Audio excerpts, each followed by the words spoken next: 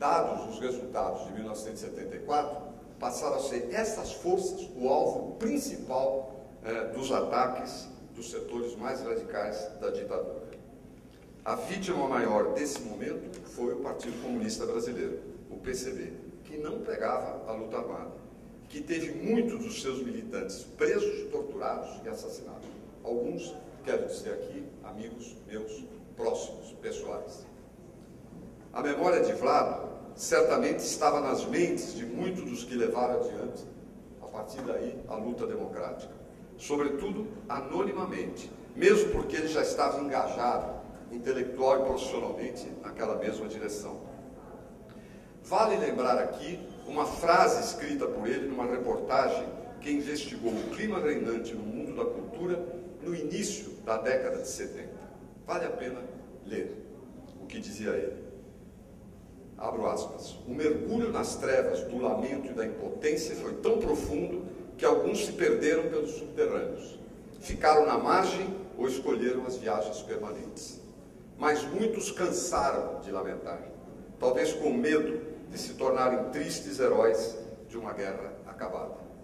Estão voltando a querer, isto é, estão recuperando a vontade para voltar a fazer, apesar de tudo. Isto é o que dizia o nosso Vlado.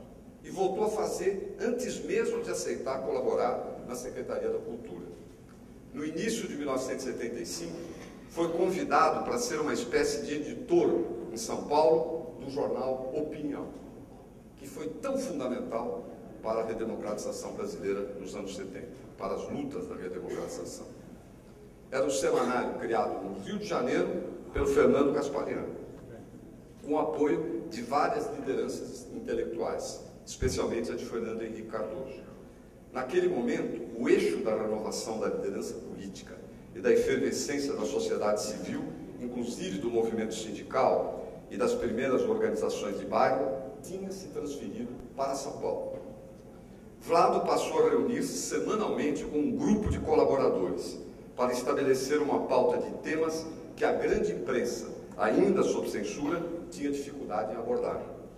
Os mais assíduos, como José Augusto Guilhom, Francisco Verfort, José Álvaro Moisés, revezavam-se com Fernando Henrique para publicar toda semana editoriais assinados sobre o foco da conjuntura. As reuniões eram na antiga sede do SEBRAP, na Rua Bahia, que chegou, em outros momentos, a ser palco de atentados e que teve alguns de seus pesquisadores detidos, encapuçados e torturados. O Opinião estava aberto a todas as correntes da oposição e defendia os resultados da eleição de 74 como um fator decisivo no processo de democratização futura. Mutilado pela censura, ainda assim conseguia publicar o que a grande imprensa não queria ou não podia divulgar. Mas para enfrentar a censura, não adiantava só se lamentar, ainda que fosse preciso usar de algum contorcionismo sintático. Vlado encarava o desafio com bom humor e tranquilidade, é o testemunho que eu tenho. E hesitou, mas não recusou, diante do convite para dirigir o jornalismo da TV Cultura, onde certamente imaginava continuar jogando aquele jogo em favor da democracia e da liberdade. Foi substituído no jornal por Paulo Marcum, na época um jovem franzino, e do que eu vi pelas fotos, dono do maior bigode relativo com relação ao tamanho do rosto que eu vi na minha vida. Eu disse isso a ele e ele concordou, de maneira que não pode ser encarado como um reparo.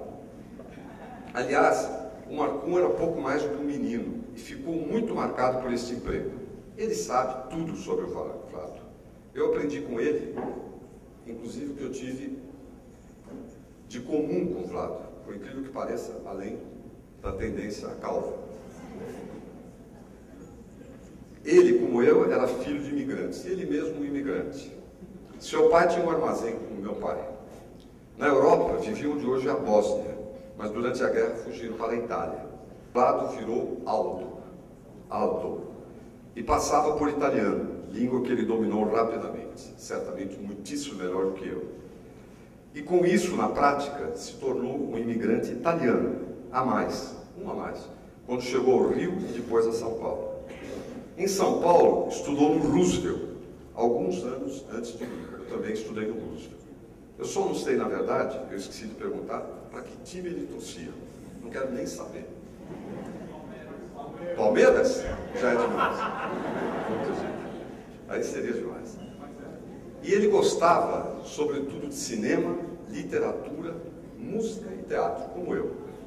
O teatro era uma paixão tão grande que o Vlado arranjou um lugar de figurante, um soldado romano, para assistir de graça às apresentações do Teatro Municipal. Devo dizer que eu também fiz incursões inconfessáveis na área do teatro.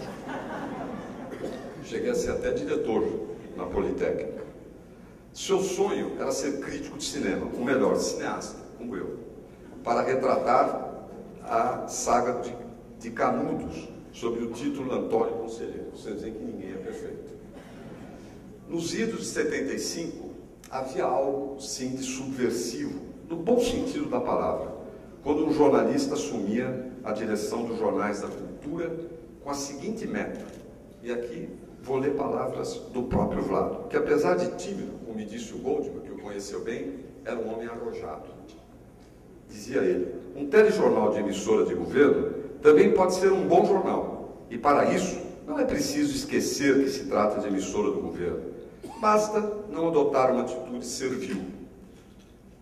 Vlado ficou menos de 2 meses na chefia do Departamento de Jornalismo do Canal 2 e não conseguiu implementar o seu projeto.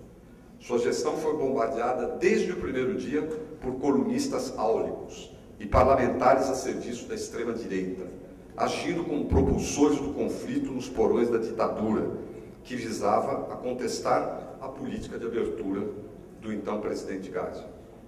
E Herzog acabou se tornando o elo mais fraco dessa cadeia. Foi detido e morto estupidamente na prisão. Ele que escapou da guerra, um judeu que sobreviveu às perseguições nazistas e emigrou para o país livre. Mas sua morte não foi o seu fim. Ele viveu na redemocratização. E depois de 34 anos, continua vivendo na nossa memória. A prova é esta noite.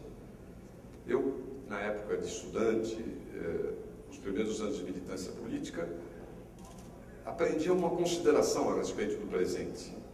Era ver o presente como o futuro.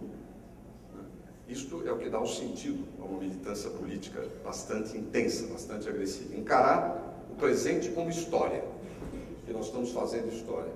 Ao longo dos anos aprendi também outra coisa, e a noite de hoje foi uma demonstração. Que o passado sempre erra e teima em se colocar junto ao presente. O passado, na verdade, nos traz ao presente, nos ajuda a entender o presente. Por isso, depois de 34 anos, ele continua, como eu dizia, vivendo na nossa memória. E continuará com mais razão na medida em que esse instituto for dando seus frutos. Que seus amigos diretos e amigos indiretos como eu saibam fazer prevalecer em nosso país padrões de desempenho que, infelizmente, ainda são escassos entre nós. A tolerância e o respeito na convivência política, o respeito intransigente aos direitos humanos individuais, a clareza, a coerência nas propostas e, sobretudo, entre as propostas e as ações práticas, um mínimo de integridade de caráter na militância política e social, uma visão de médio e longo prazo para o nosso país, que mire as suas particularidades e seus grandes interesses, porque o país tem interesses, que são os interesses da sociedade. E hoje essa consideração parece até subversiva. Que privilegie não apenas grandes performances nos discursos, na comunicação, mas também que as práticas não permaneçam, não teimem em contradizer todo aquilo que se prega, aquilo que se diz, aquilo que se alardeia.